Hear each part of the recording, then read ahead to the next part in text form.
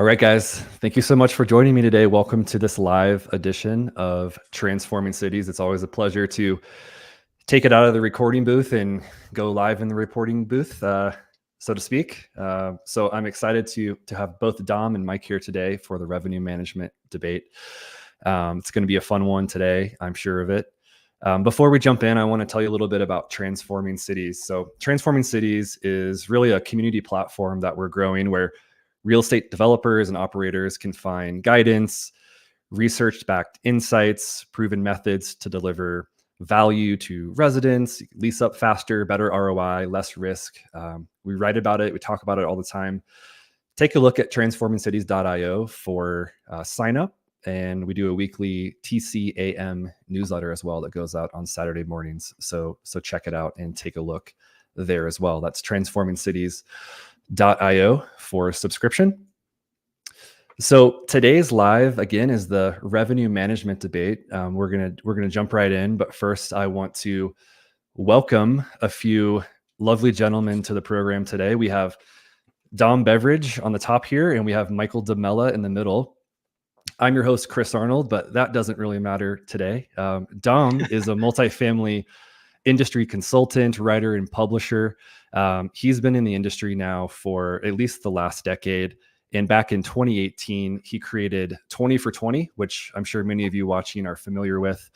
It's considered the multifamily industry's leading survey of ops and tech. You can learn more at 20for20.com and follow up with Dom after the call today if you are interested in learning more. And then Mike, we have here in the middle. Mike is a nationally recognized leader in the real estate industry. He's been awarded as one of Boston's top 40 under 40 professionals by the Boston Business Journal. Unfortunately, Mike, I'm no longer eligible for that award. So maybe last year I could have gotten it. He is the managing partner at Charles Gate, helping investors develop, go to market, and operate multifamily to generate market-beating returns. He talks a lot about that on his channels as well. You can learn more at charlesgate.com as well. So before we jump in, Mike, I know you're itching to get started here. I want to I've been doing push-ups all weekend, Chris. Come on, give me a little break here. Great. I want to really kind of go back to the disagreement on LinkedIn that really led us to kick this thing off and get this scheduled and on the books as a debate in the first place. I'm going to kind of put you on the spot, Dom. I want to start with you. Maybe you can think back to that time and sort of set the stage for us and the viewers. Yeah, so it was interesting. It was one of several articles that I think I'd been publishing that have something to do with the the variety of views that's out there in the industry at the moment about revenue management. I think in particular it was an article that I published with Redix, the data company, where we were talking about basically the three types of different market that you've got in the US right now. The sort of Northeast, the West Coast, and the Sun Belt, and how they face these sort of radically different market conditions, and how basically the conditions of those markets really predicts how they're going to price. So it's a crystal clear experiment that's being done on, irrespective of what revenue management system you use, it's very, very obvious what's driving pricing. So that was the gist of the article. And Mike and I just got into this discussion, I think in which he sort of intimated that revenue management is problematic. And I was just reading it. I was very interested in the response. So we sort of chatted to and fro. And the observation that I made is, I've been hearing that view a lot, right? I've been hearing people say, well, the problem with revenue management is that it doesn't do this. So revenue management is a problem because it ignores this really critical thing, or you hear all kinds of things like that, and they usually turn out to be examples of thinking revenue management is something different from what it is. And so Mike and I then, one of us slid into the other's DMs at this point, and we got into this chat and said, hey, why don't we just talk about this in public? And here we are. Yeah, I think that's exactly it. I'm not sure if I said problematic or useless. I can't remember which, but I'm excited to get on that. My take is that revenue management as a software, not the idea of revenue management. Revenue management software is mostly useless, and it's certainly useless in everything but Class A, large institutional. It doesn't work in lease ups. It doesn't work usually in Class B or C very well. And I think most managers and firms aren't trained well enough on how to use it effectively. I am in favor of using data, getting data, but I think, and I'd love to sort of bat this around with you here, Dom, for sure, is I don't think as a tool it's as well implemented as perhaps it could be. And I don't know that the tool is the problem itself, but the process of using it and I think some of the priorities around using it are the real problems. Well, let's set the stage here as a grounding feature, so to speak. I think it's important that we talk to and sort of answer the question, what is revenue management? And I know a lot of people watching or listening know what that is, or they think they know what that is. But Dom, let's start with you here. How would you define it? And we don't have to go deep into the weeds, but kind of high level. Yeah. So at a high level, the one sentence answer to that question is revenue management is selling the right product to the right person at the right price at the right time. Right. So if we think about there's this number of industries that's been using revenue management for a really long time. They share characteristics. So if you think about airlines, hotels, rental car, air cargo, passenger rail, multifamily, the things that they broadly have in common is that you have a fixed capacity of stuff to sell. Like you can't add more when you're busy. You can't get rid of stuff when you're not, like you can with most products. You've got some advanced purchase characteristics, so people consider and or buy before they consume stuff. So it's not like going and buying stuff off a shelf in a retailer or something like that. You've got this characteristic we call perishability, right? So we don't really sell apartments. When you think about it in revenue management terms, we sell apartment nights. And once a night has passed, if I don't sell it this week, but I sell it next week, that 7 days of revenue is gone forever. There's no possibility of ever getting it back. And that means that the stuff that you've got to do to maximize the revenue that you make is that combination of, all right, well, how do I predict what's going to happen in the future, right? So what can I know about my business today and what's going on in the market at the moment that's going to tell me something about what the future is going to be like? How do I identify? When we talk about right products, right? Well, we think a product is an apartment unit. It's like, well, no, a product is a duration in an apartment unit, and if my move-in date is next week versus 3 weeks away, even if it's the same duration, those two things are not the same product. Like, so I have to sort of atomize the way that I think about products so that I can price them correctly. When you start to think about, the right price, which is always the price that people are willing and able to pay, that's a mathematically sort of difficult thing to work out. You need to think about a lot of different things in order to do it. When you think about applying that to lots of different products, so my apartment unit really constitutes a bunch of different products, all of which have to be priced differently. You really need some systematic way of doing it. Like even if I grant you that, well, maybe you've got the smartest or the people who can intuit price really, really effectively, there's no way they're doing it as often as a revenue management system would.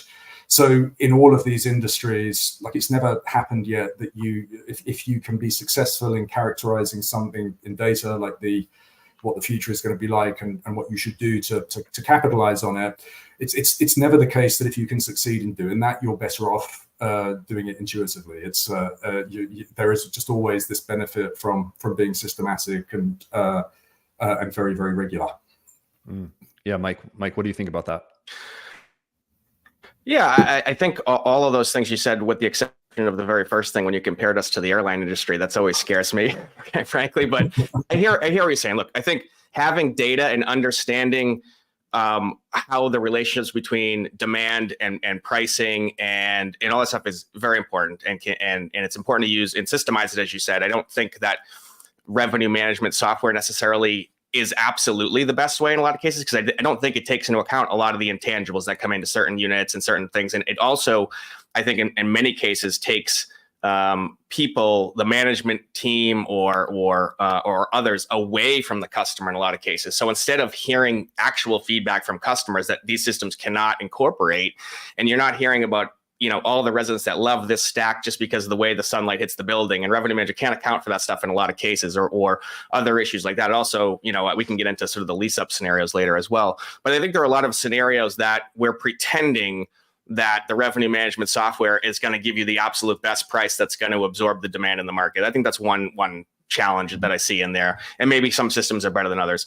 But secondly, I think what is even more important here is we're putting pricing as the first principle rather than driving demand, which means differentiating your product, delivering a fantastic client resident experience, and then delivering that to the market in a way that can attract residents at scale, which aka, going to market and doing good job branding, marketing, and delivering a service to customers, which then the price is based on. So I think what's happening though in so many cases is that we're just using pricing as this cudgel instead of thinking about how are we really differentiating a specific property, a specific product in the market, and then attacking kind of that pricing and revenue fine tuning that you can do with the software. Yeah, it's a really interesting set of observations. I'm curious to come back to the driving demand part of it, because that's how those two things work in concert is the smart way to think about is a smart way to think about revenue management. It's worth spending a little bit of time talking about like amenities and the sort of breadth of what we mean when we say amenities. Because it's absolutely true, right? You're trying to set prices because people compare the prices of these different units across different platforms. We add amenities, like if we have value add development, which tends to make us add more and more amenities into properties.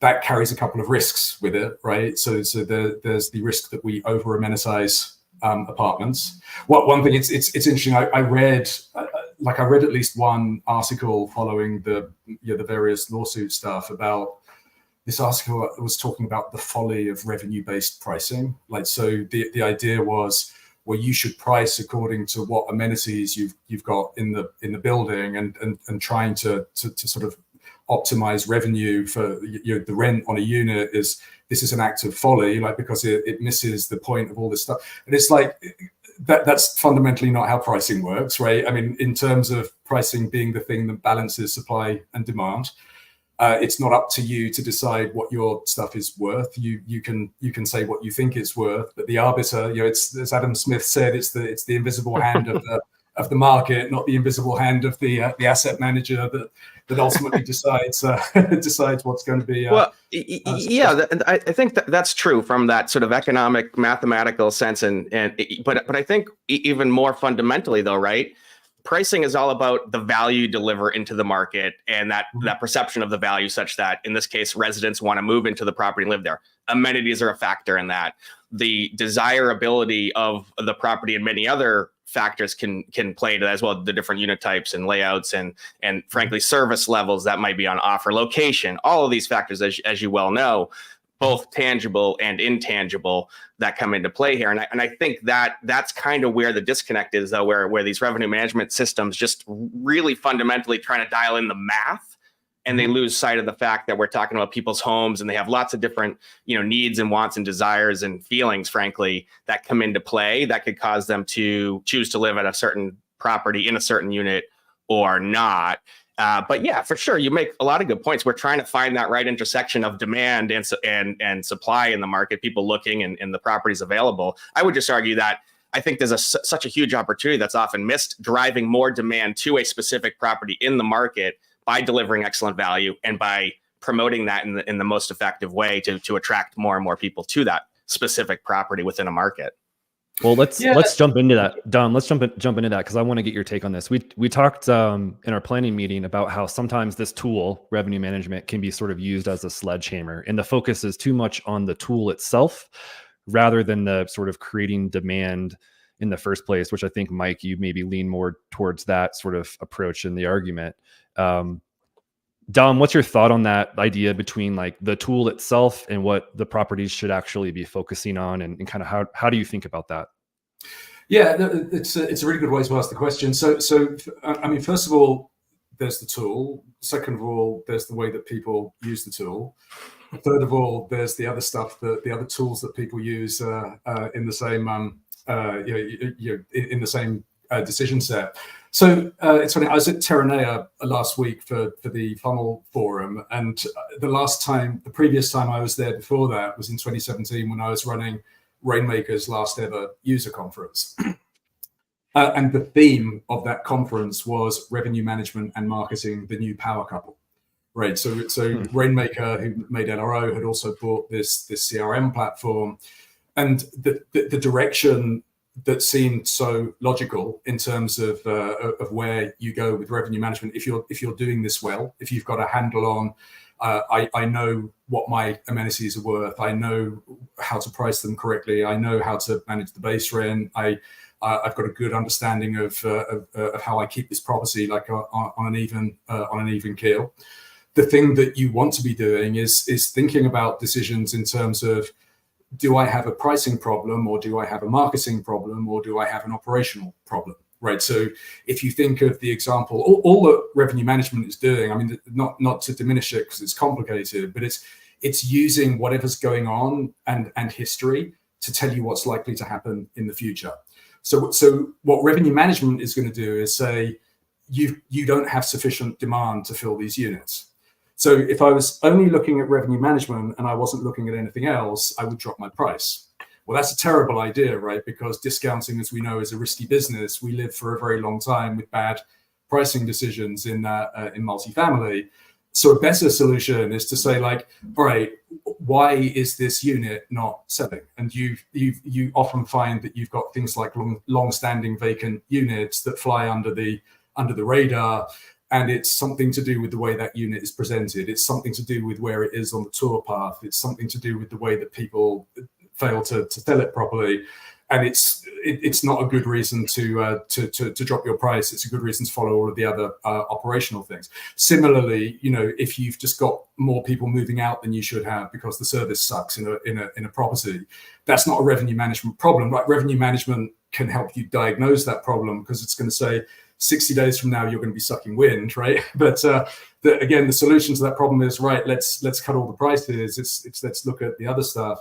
And then, of course, the key thing is marketing, right? So how many leads do I need to drive the number of conversions of the types of units that I need to sell in the time frame when I know they are becoming available? Again, those are not classic like revenue management problems, but what you want is the revenue manager being told by its forecasting and optimization system, what the revenue management system does, that you got this problem. Here's the range of stuff that you can do to solve it. And then the final thing I'll add into that, people who really, really get it, like they do things like they focus on things like the selling process. They get that if I'm making perfect decisions on what the range of pricing is that I should be offering, what I really need to do is work on the skills of the people who are bringing that information to the person that I'm speaking to, because that's where that has a bigger impact on how successful I'm going to be than improving the algorithm by X% more.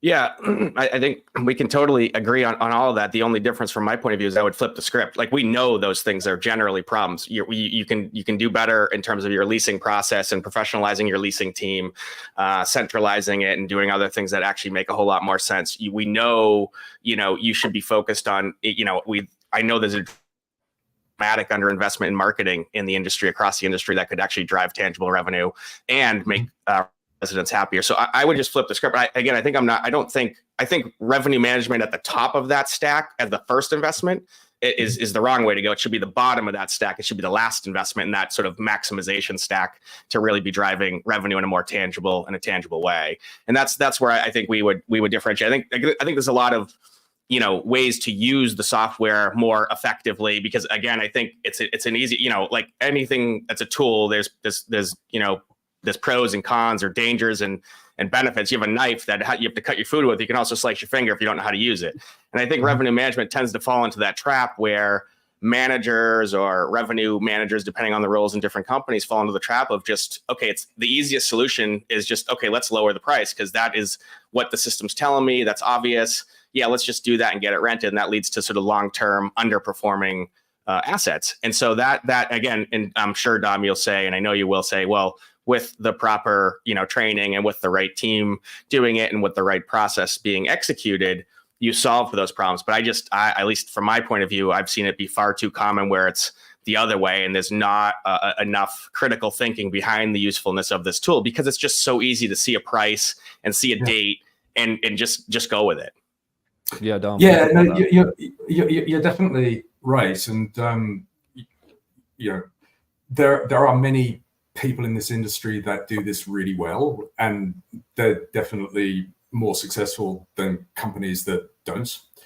There is, though, for a great many companies that do this, like a really large number of companies that do this, they have a very narrow view of what revenue management is, right? It's this magic thing that you turn on and my revenue gets better. Like it's, I think is what's behind many of the things that I think you're surfacing here, and we can definitely talk more about that because that's where perhaps many of the opportunities really are. But yes, there is this sort of cultural thing in the industry that it possibly hasn't thought this through, as well as most of the industries that do it. One thing, for example, we talked a little bit about this on the prep call. One thing is if you sort of think about the scenario that I just described, where you've got your hands on all of the levers that you need to maximize revenue. You really need to think about who it is that's doing that work, right? So something that you see frequently in the industry is that we think revenue management is about this piece of software, right? It's very interesting sort of historical thing. You had these very early adopting companies public REITs that basically figured this out for the industry. They figured this out over multiple years, where there was a project to get the data sorted out. There was the algorithmic project to figure out how to solve for pricing. You then have tons of stakeholder management stuff that you have to do. How do you get regionals and asset managers to into a conversation with this revenue management analyst person and resolve disagreements, which you're going to get lots of, because your revenue management is frequently going to tell you something that you wouldn't do yourself. So they took all the lumps of doing all of that stuff over multiple years. And then the further you get into the adoption cycle, people just decide, okay, I buy this thing and then I get the same benefits that those companies have. Well, one of the things that you really bypass when you approach things that way is you start to select team members to support revenue management primarily on the basis that they're familiar with whatever piece of software they're using. And you miss most of the most important things. You'll take a leasing agent who's worked with XYZ solution a lot, and they're now our revenue manager, and they don't have most of the skills that you need to do any of the stuff that we just talked about, right? So there are broadly 5 things that you're looking for in somebody that's going to have their hands on the dials that we just talked about, right? They need first to be analytically smart. You can teach a smart analyst multifamily. It's hard to teach a multifamily person analytics, right? It's a bit of a mindset change. You want someone who's got solid business acumen, they just understand what the decisions are ultimately driving. If you think about those trade-offs between marketing and revenue management and sales and so on, you need the sort of vocabulary and the mentality to bridge the analytical and the business worlds. There's no point in saying the algorithm did this. You need to be able to explain to people, this is the condition that we see in the market, therefore we should do X, Y, Z instead of ABC.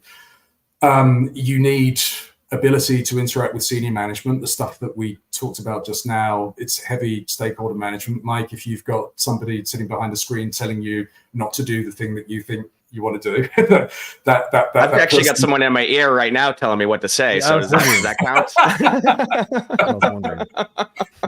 And then the final thing is you need a lot of intellectual curiosity. So you're trying to select for people, and those are usually the characteristics of the people who are really good at this in the industry. It's not usually, or it's probably not most of the time, the person who's got their hands in that solution. Yeah. So Dom, that to me sounds very much like a unicorn. So, I think, and that's kind of my take on this. And I think, by the way, you did miss one thing, which I think is critically important. And again, done right, I actually do think revenue management is software it can be an effective tool done right. But I think we cannot in this industry and at individual properties lose sight of what the needs and wants and feelings of the residents are, and taking that feedback, whether it's from your leasing team or from your managers on site, and incorporating that into like what is happening from the holistic level for both the marketing standpoint, the service standpoint, but also the pricing, which we're trying to layer on top of that. That's a critical piece of the puzzle to make sure you're generating things that can help increase demand and ultimately prices, word of mouth, good positive feedback, and other key elements that are a critical piece. Also identifying those things where you might have a unit that the algorithm can't for the life of it figure out why it's not getting absorbed, but there's just a weird thing that only people recognize when you walk in there because the window is 10 degrees one way, whereas if it was 10 degrees the other way, it'd be a beautiful sunny unit all day, but it's in the shade most. Whatever the case might be, there are any number of things we can think about, and I think, to continue down that road, I think we also see with revenue management or hear about some of these. I know they're anecdotal, and it's probably not as common as it comes across. But when you have the system recommending a renewal for like $300 or $400 increase in a month, and then the tenant decides to not renew, and so they leave or plan to leave, and then the unit appears back on the market for no increase or even a decrease in some cases, and these are just really awkward resident experience issues, and can cause really negative. Whether it's word of mouth or otherwise in the market, that I think again could be mitigated with really well-trained revenue managers, property managers. But I think there's a big gap in the market, and maybe folks can hire consultants like you to solve that for them. But I just concerned when someone picks up a piece of software off the rack and starts to use it, that it's a dangerous game in a lot of ways. Yeah, Dennis, real quick, guys, because I think this is gonna dovetail into this nicely. I know I could just sit here and just let you guys talk, which I love. But one big question that I think is basically just dovetailing into what both of you were talking about is, is revenue management a net good or a net bad? And I know it's a trick question, but Dom, why don't you take what you two have been talking about, kind of reframe it in that question and kind of tackle net good or net bad? I know there's a lot of variables there, but how would you answer that? Oh, it's net good. I mean, I don't think there's a single example in the business world where it became possible to characterize something that's worth knowing in the future and manage your business accordingly, and an advantage accrued to the people that decided not to do it. I think you'd really struggle to find an example of that. I think you've got all of these challenges that are legit. We're like a high turnover industry. It's hard to get people to be good at stuff and to be consistent at stuff. But those things are worth overcoming, and the companies that do them are typically doing really well. Do you mind if I just answer one thing about renewals, because I just think it's such a critical point that Mike just raised. I think it's the area where people tend to do the most damage generally. Like if you don't have a handle on how you're supposed to do this, like the worst case scenario is the operator that effectively treats renewals like a direct marketing campaign, right? The objective is, let's just get the spreadsheet finished, let's write the letters, let's send them all out, and that's my process for doing renewals. In this market that you had sort of post-COVID, where you've just got these really big increases, so because you had decreases before, now you had these really big increases in rents. The worst things that you hear are the companies that just dropped huge rent increases on people at renewal, and when asked why, they would say, "Well, that's what the computer said." I mean, and the worst things are things like the leasing office that drops the really bad rent increases under the door at 5 o'clock on Friday afternoon, because at least that way they will have had all weekend to stew before they tell me they're moving out on Monday. But we can all agree that there's a special place in hell for people that for companies that drop enormous rent increases on people and don't think it's their job to explain, first of all, to make sure that this is something that they stand behind, right? I as a company believe that this is the right thing to do, irrespective of what recommendation came out of the revenue management system. But if you're not prepared to explain that to a resident, and it's not difficult to do, right? This is the price that I would charge for this unit if I put it back on the market. This is the discount that you're getting. We believe this is a fair offer. I don't think it's a difficult thing to get people to do, but the people that don't think they need to do that more or less deserve everything that's coming to them.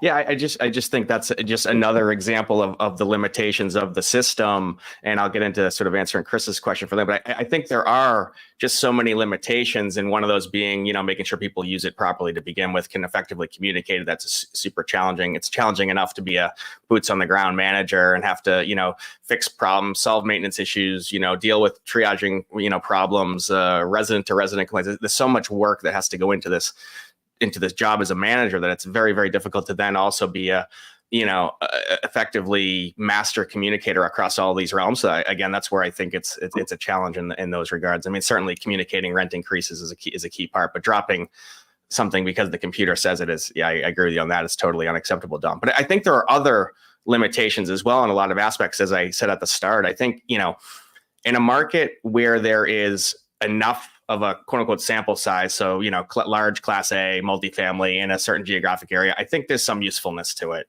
I think there's a loss as you kind of move down the spectrum, whether it's class B, suburban with smaller supply, or other aspects. Certainly also lease ups, where there's just so much limitations on what you can do with revenue management, even if used as effectively as possible. That I would argue, look, if we were to say, okay, revenue management implemented, done perfectly, only in the use cases where it makes sense, that's probably a net good. However, I think if you look at the industry landscape as a whole right now, I think it's a net bad. And I think what you're seeing too is you see these comparisons to, again, the airline industry, which is super transactional. And when a legislator picks up on that, oh, you're doing revenue management just like my airline ticket, which I had the worst time with, 3 days ago when JetBlue canceled my flight. They gave me a voucher. It's like, and the price goes up and down day by day. I think the concern is these comparisons are starting to become more and more public, which is problematic overall. Again, not because the system is inherently bad. And I think, Dom, we're gonna talk about this a little bit. We think it's certainly a legislative overreach, but I think this is the potential danger in continuing to scale up the utilization of automated revenue management systems without the training, support, and understanding how these systems need to work most effectively, and keeping in mind that, frankly, I think there are better ways anyway to drive better investment results and more revenue. Yeah, I mean, I guess where we probably disagree on this is I generally view the progress towards characterizing stuff in data as usually only going one way, right? If we don't know how to characterize something or handle a particular type of process in data, it's because we didn't figure it out yet. There are very few things that you can't ultimately. It reminds me, if you think of that wonderful scene in Moneyball, where Billy Beane brings Jonah Hill in to meet the scouts to introduce the idea of recreating the star player in the aggregate from players who get on base a lot. Like it's a similar kind of thing, right? It's very easy to think, well, intuition, like you just need intuition in some markets, but if you called out two use cases that are super legitimate, right? If I think about the technology that we have right now in the industry, which has been around for about 20 years, that technology was designed primarily for big companies running, sort of 300-ish unit properties, stabilized, wasn't really attuned to things like lease ups, to things like concessions, to things like markets where you have small unit counts. So you're absolutely right in your characterization of those are not problems that I would seek to solve with the current breed of industry revenue management solutions. But in the intervening years since those systems were designed, the entire single-family rental market has emerged, like just from nothing, right? It didn't come about until after the GFC in 2008. You had to solve a bunch of problems to do revenue management in single family that had never been solved before in multifamily. So to price in single family, you've got to figure out how you aggregate many snowflake properties across an entire swathe of the market, right? Wherever the geography is. So it's almost like you're using an algorithm to turn to pick many houses to turn into something that looks like a multifamily property. And you then find that problem goes away. Well, again, that approach is making its way now into multifamily. There's no reason why, if you've got a bunch of 50-unit properties, you can't aggregate them if they have similar demand streams and get the same level of inference that you can get on a 300-unit community. That's a problem that can be solved. Lease-ups is another one. Lease-ups is not a good problem for, again, the way that multifamily is framed. It's for the steady state stuff primarily. It's for stabilized properties. If you're trying to optimize availability based on your availability, which is what revenue management systems should do, the problem with lease-ups is that availability just goes up and down all the time. So it's just a really difficult problem to solve, and you have no history for those properties. Well, again, if you look at brand new technology that's coming out in the market, you have good solutions to that problem now. Like let's make it easy to clone the history of another property, so at least we know what the trends are going to be like here. Let's make it really obvious how the variances in availability are affecting the pricing recommendations, so I actually know something about what's going to happen when I change price on this chunk of units that kind of arrived later or earlier than I thought they would. So again, these problems, you're describing problems that are legit and have dogged many revenue managers for years, but they are not intractable problems at all. So yeah, no, and I'm sure technology always evolves and gets better, no doubt about it. I'm just if you don't mind, I'm going to steal your analogy from Moneyball for a second there. And so Moneyball worked effectively well for the A's when they were the only team doing it, right? But what happens when the entire league falls into the Moneyball, or revenue management game, and everyone's using the same concept, same algorithms to price units? What you had in Major League Baseball is a return to like team building, real team building, not just a collection of statistics or numbers, but actually building teams, and whether it's leadership or clubhouse guys that matter. And I think that's what we should be seeing, even though we can be implementing things like revenue management. But we want to consider not just what makes properties comps to other properties or similar, or you can use the past history of a nearby project, but like, how do we differentiate our product? How do we go to market with our product that actually makes it different? How is it more impactful to fewer people who are willing to pay more for the value that they're being derived there? Because it's like fantastic property for them, even though it might not fit 90% of the population. But that 10% you're developing for, you're building for, you're marketing for, you're driving demand from. And that's how to really create a product in the market. In this case, we're talking about multifamily residences. Like, how to really get people to care and want to pay, want to live there, want to stay, want to renew, and have a fantastic experience there. So that's the point I'm making. Is I'm not advocating for not using data. That'd be silly, right? We're in it's 2024 now, I think, right? Still, so absolutely we should be using data. I just think we need to use it in the most appropriate way, because in a world where we're going to have more and more data, more and more algorithms, if we don't have the ability to use those most effectively and think critically about how we're, delivering service, delivering housing to the market, then it can create more problems. You can use the tool in a way that hurts rather than helps. No, I completely agree. We do have to deliver pro forma expectations, though, and the vicissitudes of the market mean that sometimes we have to make hay, while the time is good, and at other times we have to hustle to get people into our properties. That's a reality of life. And both marketing and revenue management help you to deal with that stuff. Guys, as we start to wrap up, I'm going to be the clock keeper here. We're at about 40 minutes. So I want to hit one other big question and then think about answering some questions. So for anyone who's listening or watching today, feel free to pop in a question there on LinkedIn, and we'll take a look at those as we start to wrap up. But for right now, I want to jump into some of the legislation pieces of the conversation. Legislation, lawsuits happening, what's going on, and what should we know about that as interested parties in the multifamily space. Dom, I know that you're very involved in these. You were just in Colorado a few weeks ago. Let's start with you, and then we can kick it over to you, Mike. Yeah, so there's a couple of things that are important to understand, because there's like a lot out there at the moment on this stuff. So the first thing is that there's this set of class action suits that originated back at the end of 2022, which are still playing out and will probably take some time to play out. And then you've got these legislative initiatives. So the first thing is litigation. So it's a question of whether or not various people have broken existing laws. And then the second thing, the newer thing, is legislatures writing new laws to make types of behavior illegal. Those are two very, very sort of different things. It's very difficult to say what will happen with the lawsuits. I mean, they are, if you've read through the details of the complaints, they are fundamentally about sharing non-public data. That's what they're really about. If anyone wants to understand the sort of disconnect between the sort of price fixing allegations and the substance of the lawsuits, read the white paper that we published last fall. Like the stuff that's being alleged about cartel pricing, price fixing, and so on.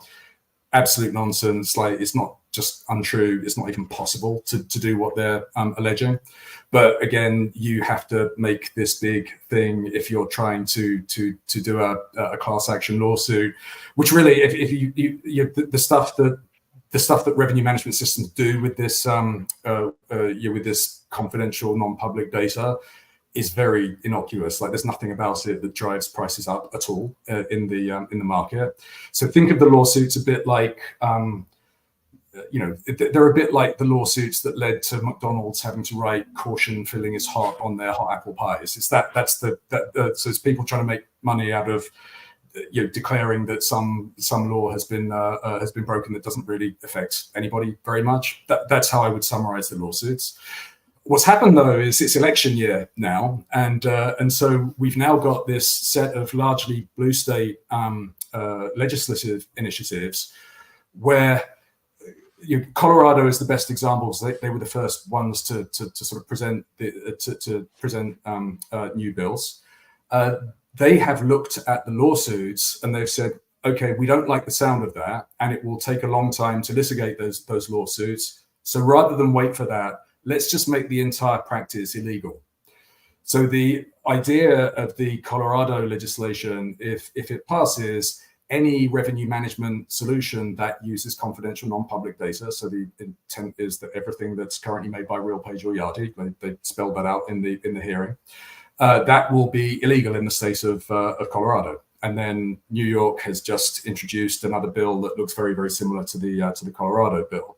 I would be very shocked if you don't see this in most blue states across the country as we go along. This year, like I said, it clearly seems like a vote winner for anyone who's up for re-election in a blue state this year. And then the final thing I'll just throw in is that there's a Senate bill that was introduced at the end of January, which is sort of different from the others. The Senate bill spells out that it's explicitly illegal to use a revenue management system to take a minimum of 2 companies' private data and use it to coordinate pricing. Now, all of that stuff is already illegal, right? So they're just making it so that if it emerges that a revenue management system does that, which none of them do, then using that revenue management system would be illegal. So it's a sort of hypothetical thing. I don't actually think it changes much about revenue management in the industry, but these state level things are really bad news. Yeah, and I think, one of these things that's always hard to talk about. Well, certainly to start off, we can both agree this is dramatic overreach and bad policy that will actually only serve to exacerbate the problem, which is, not enough housing, frankly, right? So the government is simultaneously, and many state governments have simultaneously asked owners and developers to take on more costs, reduce ways that they can, maximize their investment, and make it harder to build, harder to entitle, and more costly overall, without understanding that's going to drive investment out of the housing market, which is going to cause a decrease or not enough of a growth in supply, which causes to exacerbate the big problem that we have. And it's, in many areas, it's been a dramatic undersupply of housing that we need. And so I think we in this industry, although this is revenue management, it can be difficult to talk about because it, makes you sound like the bad guy in essence. Like, hey, I'm trying to actually raise revenue in a way that makes my investment to myself and my investors pay off. So it's difficult. I get it, but it's not and should not be on the backs of any one property, one owner, one developer, one company to solve the housing crisis by taking less of a return they could otherwise get in the market. So it makes no sense to think about it that way. What we should all be absolutely advocating for is not these revenue management, restrictions or rent control or other silly ideas, but how can we enable local communities, with statewide or local ordinances to build more housing? How can we build more housing? That is the solution to the problem. It's simple. At the end of story. There's no other solution that makes sense. And so, I talk about this a lot, but we have to find a way to get past some of the myths of what building drives, including, I think there's a story out there too that building more causes rents to go up. It's that makes no sense, right? And I think there's a recent study by the Minneapolis Fed I just saw that kind of put that to bed pretty quickly. I'll have to find. I'm sure you guys can find it if you Google it. It was a really fascinating study they did recently about that, showing that more market rate housing actually allows for more people to stay in homes that are affordable for them. So anyway, long-winded story of this stuff is silly politics and pandering that just really helps to serve nobody, other than it sounds good perhaps on a campaign stop or a slogan. But we have to find a way to get sensible about housing policy across the country, but especially where it's really driven in local and state jurisdictions. Mm-hmm. Yeah, go ahead. No, sorry to cut you off there, Dom. We're gonna get back to you though. I really love this conversation. We're already almost 50 minutes into it. Before we move into some questions and some more insights from you guys, I want to just thank you again for joining us today on Transforming Cities. If anyone watching or listening wants to get in touch with either of these fine fellows, Dom, you're at dom@2420.com. Mike, you're at mdemella@charlesgate.com. I'm sure both of you will continue this debate day or night, 24/7, right? So, and just to add, I know, I know, Dom. I just wanted to say it was great. I know we'll take some questions, but I just want to say, Dom, you're one of the sharpest guys in the industry. I'm always looking for 20 for 20 and all the other publications you put out, and just being on this conversation today with you has certainly made me smarter. So thank you for participating here. Yeah, and thank you for hosting it. There should be more stuff like this. Well, let's jump into a couple questions. I know that we have a few in our document in front of us, but a few live ones right now. So Samantha, thank you for being such a vocal member of this conversation today on LinkedIn. You asked, is this a popular point of view that confidential, non-public data, where I'd include signed lease rates, have no real impact on how at least one of the largest rev management system works in making pricing recommendations and influencing rates? Dom, I know you're talking a bit about that. Do you want to start there and answer that one? Yeah, I mean the role that the confidential non-public data has. I don't want to talk about specific applications, but broadly, the things that are called out specifically in these lawsuits are the use of non-public signed lease data, at least pricing from signed lease data, to understand the magnitude of concessions or the presence of concessions, right? So if I just look at pricing data, I'm really looking at asking rents. If I look at the delta between asking rents and signed leases, I know if there's concession in that market or not. The key thing about that is it can only push prices down, Like it can't, the concession is never above the asking rent for the lease, except for some very exclusive buildings in New York that I was hearing about the other week. But for the rest of the market, this is something that pushes rents down and not up. And the other uses of this in revenue management systems are so arcane, right? They're buried in functionality that most users don't even know exists. So yeah, this idea that somehow I'm getting to look at my competitors' prices and I'm able to do something artificial with that is nonsense. Mike, any thoughts there? No, Dom certainly knows the secrets of the black box better than I do, I think, in this regard. So, good question here from Jason. Speaking of lawsuits, will you share your thoughts on revenue management helping to avoid fair housing allegations and/or violations? I'm sure that's something that comes up a fair amount. Yeah, that's been one of the observations of the last 20 years. Really, is that it's tempting to think that, well, I can be more human about pricing if I leave it to my people to set the prices. But this is where you get a lot of arbitrary stuff creeping into the way that you price units. In an environment where you have to obey sort of fair housing, and you constantly have to be aware of that, you're much better off having an algorithmic, kind of disciplined, consistent process that doesn't allow you to import noise from outside of the data that it's using. So it's actually been a plus from a fair housing perspective, just because it puts these natural guardrails around around how you might otherwise price. Yeah, I think that's one of those ones. In theory, I agree with that in theory, but I don't know in practice, when you got the opportunity to override and change prices anyway, and you have a human decision maker, that really is a factor. But look, I think that's probably, if I was to put a scorecard up, that's probably one of the things I would check in the revenue management side. Chris, can I just say one more thing that I forgot to say about the competitive pricing as well? Because there is one important thing that people should understand as they think about revenue management. Competitive pricing shouldn't be that important in revenue management. I think people tend to think about price changes the way that you think about things like, Uber surge pricing, right? Where it's, all this stuff's going on in the market, let's respond to that.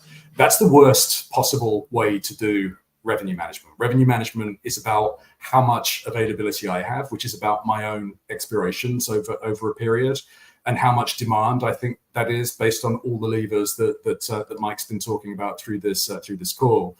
None of what I talked about entails grabbing any information from outside from what my competitors are doing.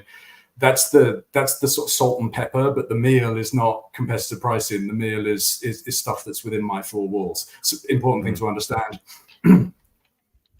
Let's bring it home with a question that came in a couple of weeks ago while we were planning this, from Carla, and it has to do with communication and transparency. I feel like this is going to kind of bring a few different things together as we wrap up.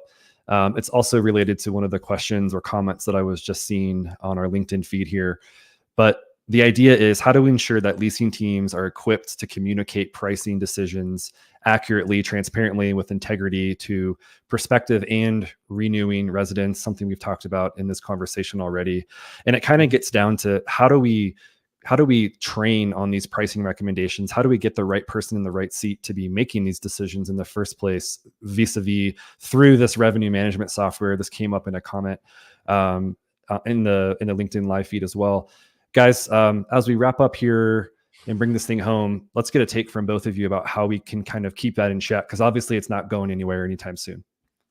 Well, the way I would think about this is, I don't know that this is necessarily a revenue management software or just pricing anyway. It doesn't really matter where the pricing comes from. I think oftentimes the problem is, the trap is when you're just relying on the computer, the people communicating it don't critically think about why the pricing is such and aren't able to communicate as well. So I think that's the challenge. But it doesn't matter whether you're trying to communicate a rent increase from a system, or because you decided it yourself based on advice and consulting with, whatever the scenario is that you're doing it manually. So from our perspective here, I think this is where the industry should be going, in terms of creating roles and not relying on kind of this idea of property manager on an island where they have to do everything. And so when you have, specific roles within the team, some people that are deal with resident experience, and they may be responsible for, delivering and communicating all those important factors to residents, and they're trained and they have that empathy and that communication skills, versus someone who is actually, whether, whatever the position is, whether it's a regional or a multi-state property manager in a centralized system or a revenue manager, they can make and look at these things in a more analytical context, like what Dom was saying earlier, those sort of 5 or 6 skill sets he mentioned. And I think what you see too often in the business is that you have just these standard kind of property manager, assistant property manager roles, and no one ever differentiates what the fundamental roles are meant to accomplish and what the outcomes are. And so that's the challenge, and that's why you have these communication challenges with when rent increases or are communicated, and they're communicated in a way that just really isn't successful in terms of creating that experience that in order to get a resident to renew, ideally at the rate that you're trying to charge them. And so that's, one of the things that we're certainly trying to do on our end as we create specialized roles and create a kind of more a pod structure, a hybrid centralized system where we're able to create the roles with the right people in the right seats who can do the parts of the job that we need them doing, whether it's the analytical side, whether it's the people side, and it's not kind of one size fits all, quote unquote, property manager or assistant property manager. Yeah, so I sort of touched on the renewal problem before, right? Like you need to decide, am I going to mark this particular renewal to market if there's a big delta between what they're currently paying and what the going rate is for that apartment at the moment?